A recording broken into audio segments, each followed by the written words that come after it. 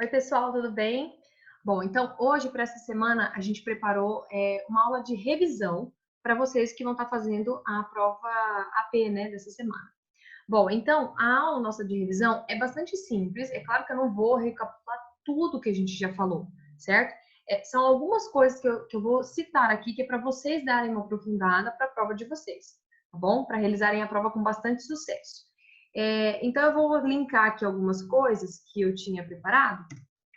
Então, a nossa aula de revisão, ela começa assim. A gente viu, então, são dois capítulos, né? A gente viu sobre o sistema nervoso e sobre o sistema muscular, que o título do capítulo é movimentação. Então, primeiramente, falando do sistema nervoso, a gente tem que lembrar o quê? Qual que é a função do sistema nervoso? E a gente viu que é controlar praticamente todas as funções que existem no nosso corpo, né? Então, tem maneiras de ser feito, de jeitos diferentes de ser feito. Então, a princípio, é controle, é o nosso computador central que controla tudo que a gente precisa fazer, certo? Depois, do que ele é formado? A gente viu que a célula principal do sistema nervoso são os neurônios. Existem tipos diferentes de neurônios, tá? Isso é importante vocês lembrarem. E a gente tem que saber quais são esses tipos diferentes e lembrar também de como é formado esse neurônio. Só uma coisa, o sistema nervoso inteiro, seja ele periférico ou central, ele é formado por células, tá? Por tecidos e formado por células. Essas células são os neurônios. Por isso que vão ter tipos diferentes, porque depende da região ou para qual função em qual região do corpo ele vai ter um tipo diferente de neurônio, tá? Lembrando aqui, ó, no desenho dá para a gente ver direitinho. O sistema nervoso tem essa célula chamada de neurônio e ele tem partes que são bastante importantes e elas são iguais em qualquer tipo de neurônio que exista, tá? Ele tem os dendritos, que são os cabelinhos aqui.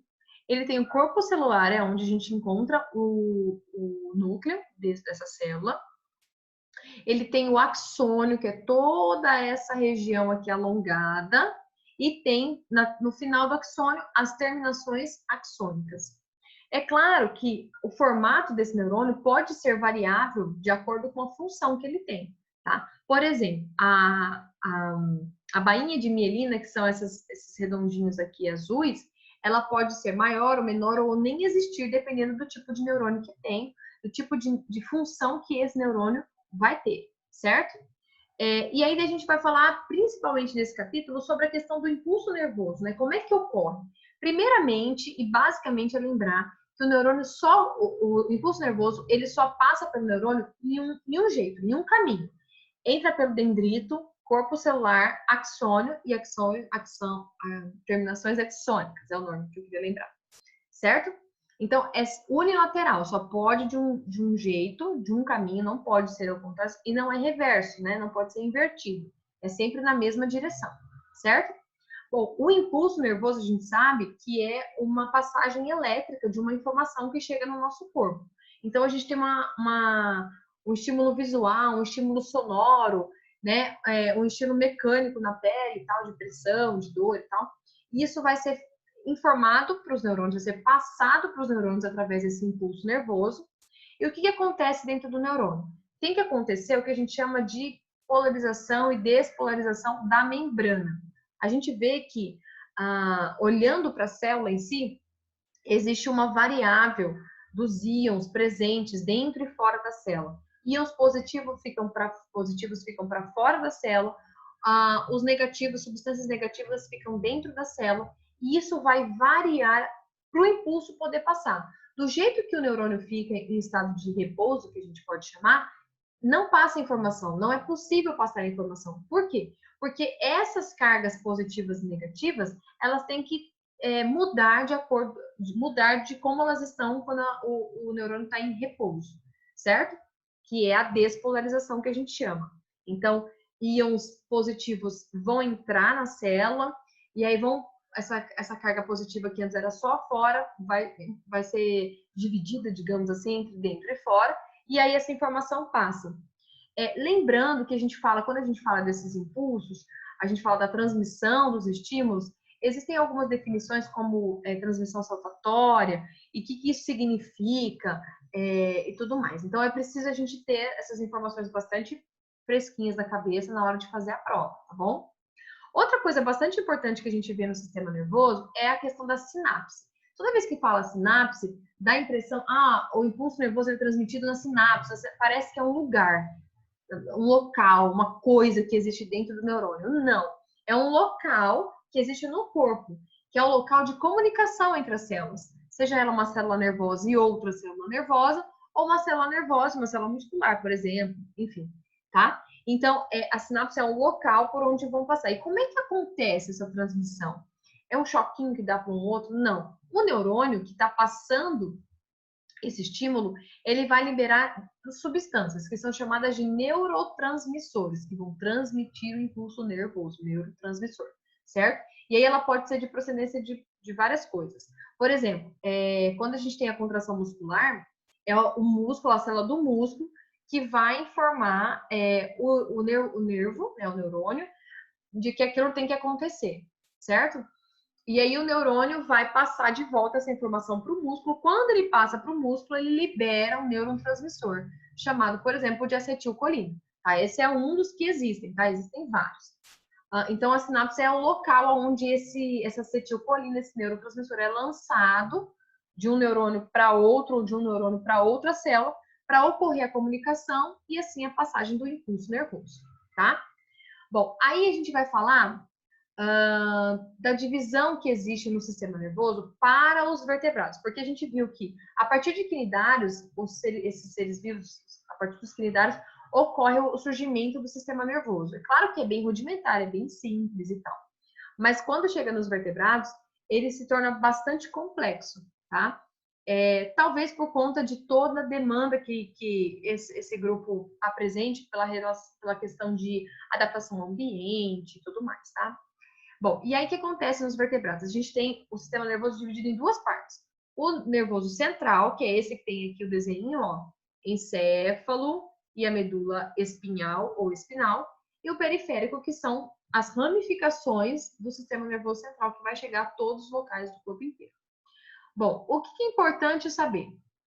Que o encéfalo, ele não é uma coisa só, é um conjunto de coisas que dá o nome de encéfalo. O encéfalo, ele é formado pelo cérebro, cerebelo, tronco encefálico e a medula. Desculpa, pera um pouquinho. O encéfalo é formado pelo cérebro, cerebelo e tronco encefálico. Junto com a medula, essas quatro partes vão formar o sistema nervoso central, tá? E o periférico é formado por nervos e gânglios, tá? O que mais que é importante a gente saber? Quando a gente fala do sistema nervoso central, a gente fala que o cérebro ele tem subdivisões, tá? Ele tem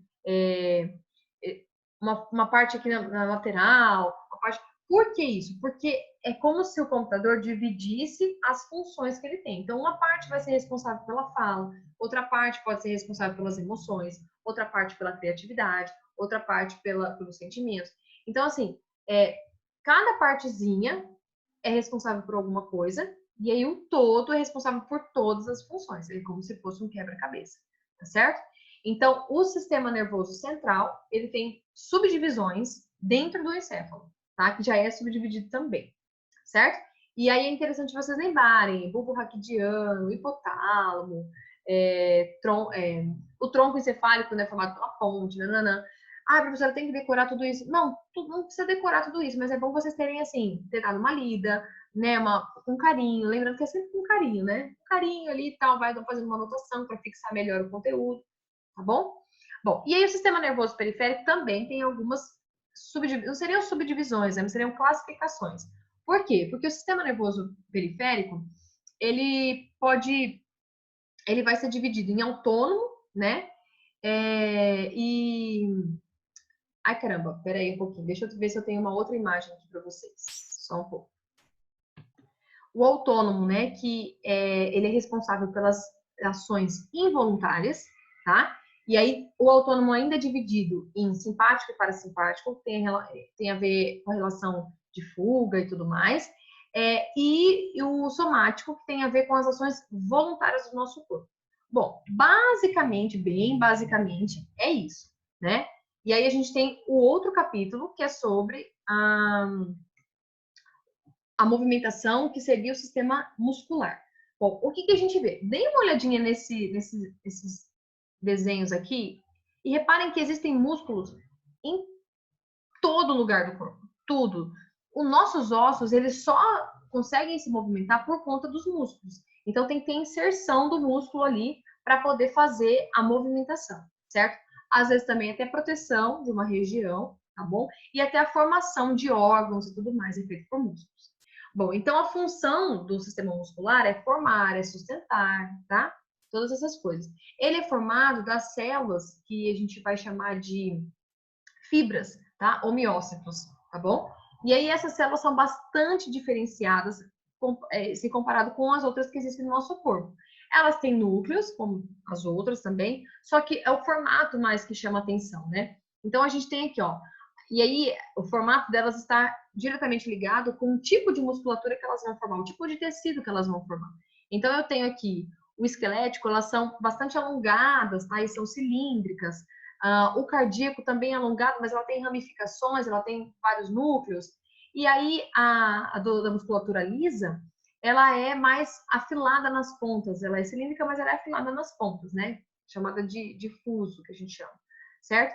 Bom, e aí o bizu da parte da musculação, ótimo, né? Da musculatura com movimentação, musculação, é a contração muscular. Como que isso acontece?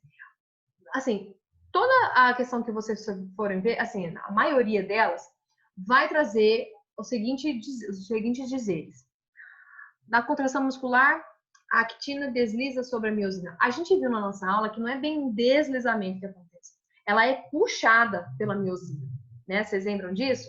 Que a cabeça da miosina gruda na actina e puxa. Então é como se ela fizesse assim. Eles falam de deslizar, parece que ela faz assim, mas na verdade ela tá paradinha. E isso aqui vem como um imã, gruda e puxa. É bastante importante que vocês deem uma olhada com mais carinho ainda sobre contração muscular, que foi o nosso último assunto, né? Então, para ficar bastante fresquinho na cabeça de vocês, para na hora de fazer a prova realizar com bastante sucesso. Bom, para hoje a nossa aula é essa, é só mesmo uma pincelada daquilo que já foi trabalhado, para vocês lembrarem o que precisa estudar com carinho na hora de se preparar para a prova, tá bom? É isso, a gente se encontra na live.